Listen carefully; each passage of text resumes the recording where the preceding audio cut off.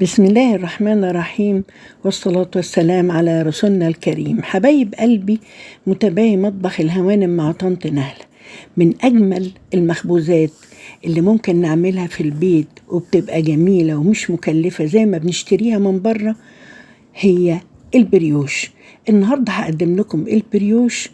أنا سميته البريوش البابلز علشان هو عبارة عن كور جنب بعض وشكلها جميل.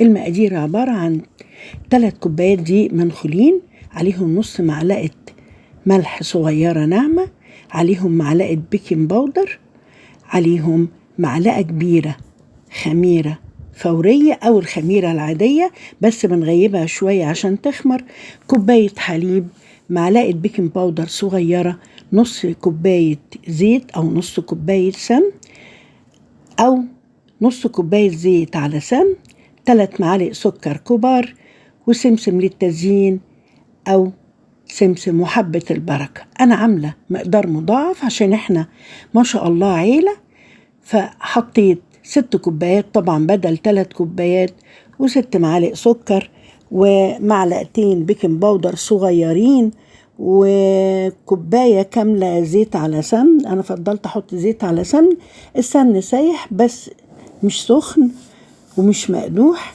وكوبايتين حليب بدل كوباية واحدة، وزي ما شفتوا حطيت معلقتين البيكنج باودر والملح على الدقيق وبقلبهم، والسمسم اللي احنا شايفينه في البولة ده بقى للتزيين يا حبايب قلبي. بسيب الخميرة حوالي 10 دقايق، من 10 ل 12 دقيقة بالكتير، يعني ما تحصلش ربع ساعة. بس بعد كده بعد ما بنغطيها بنسيبها، لكن بنجيب الدقيق بالبيكنج باودر والملح، بنضيف عليه مقدار السمن والزيت. طبعا هنا قلعت الخاتم بتاعي بقى، انا حريصة على خواتمي ما العجين ما يشبطش فيها. بفرك كده السمن او الزيت او السمن على الزيت، بفرك بيه العجين كويس بحيث ان يبقى موجود في كل الدقيق. دلوقتي لقيت الخميرة اشتغلت فيها شوية كده فقاعات كده هوا كده، يعني ابتدت تشتغل، هتكمل في العجينة بإذن الله واحنا بنعجنها أو بنسيبها ترتاح. أنا ركنت أو غلطت عادة ما تتقطعش. مش حرمكم من حاجة. العجينة بعد ما خدمتها يا حبايب قلبي اهي بقت بسم الله ما شاء الله جميلة جدا زي الملبن كده وما بتلزقش. هغطيها واخليها 45 دقيقة او ساعة الا ربع.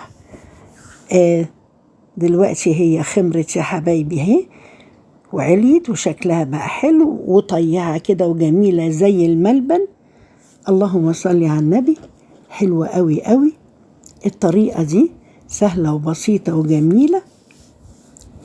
لايك يا حبايب قلبي، وكومنت ومشاهدات، كومنتاتكم جميلة بتسعدني، ما تحرمونيش من كلامكم الجميل اللي بيوصلني.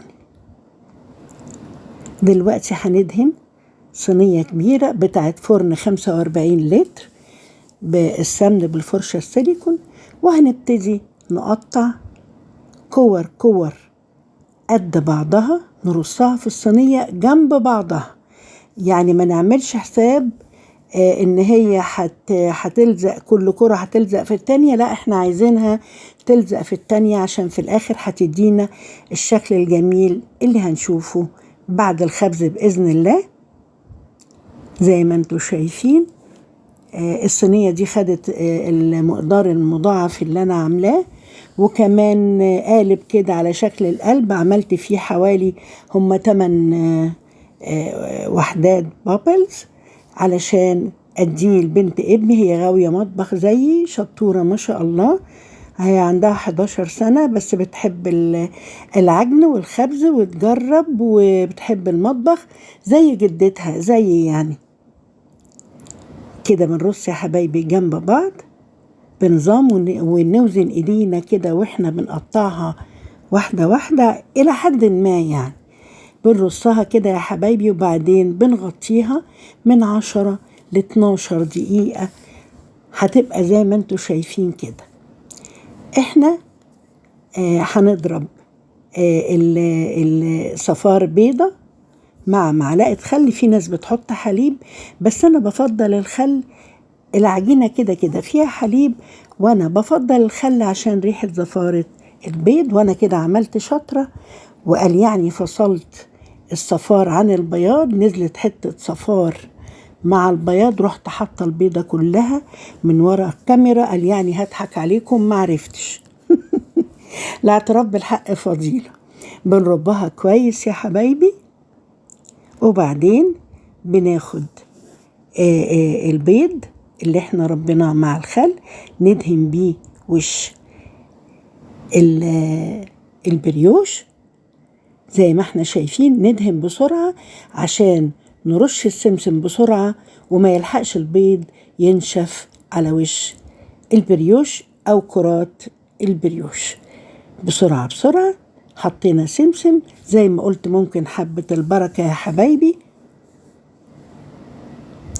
هنكمل وهنكون مجهزين الفرن على درجة 200. ناس كتير تقول 180، بس أنا بيظبط العجين عندي والكيكات درجة 200. أما الخبز بقى عيش فينو، عيش بلدي، 240. تسلم ايد اللي ساعدني. حطيناها في الفرن. الفرن كان ليه حوالي ما يقلش عن ربع ساعة. زي ما احنا شايفين بقت ما شاء الله جوه الفرن الصينية قمر. وعلى بال ما جبت الصينية عشان أصورها كانت خطف 2، ودي التالتة. وبألف هنا وشفا يا حبايبي. وآدي القلب اللي فيه البريوش.